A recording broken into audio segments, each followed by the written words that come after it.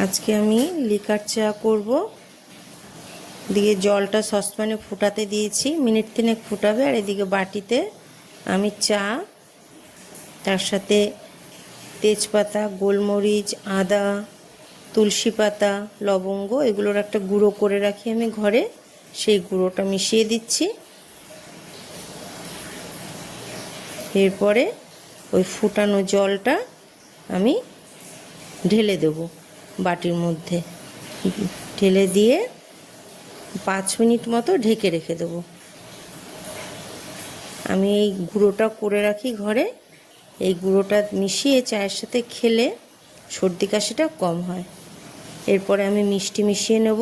আমি চিনি দিই না, মিষ্টির গুঁড়ো করে রাখি।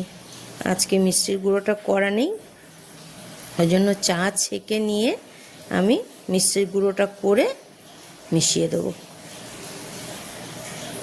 আমি এখন এই মিষ্টিটা ছোট্ট হামানদিস্তার মধ্যে নিয়ে গুঁড়ো করে নিচ্ছি। এরপরে ওইটা মিশিয়ে চায়ের ভিতর দিয়ে দেবো, তাহলে আমার লিকার চা তৈরি হয়ে যাবে।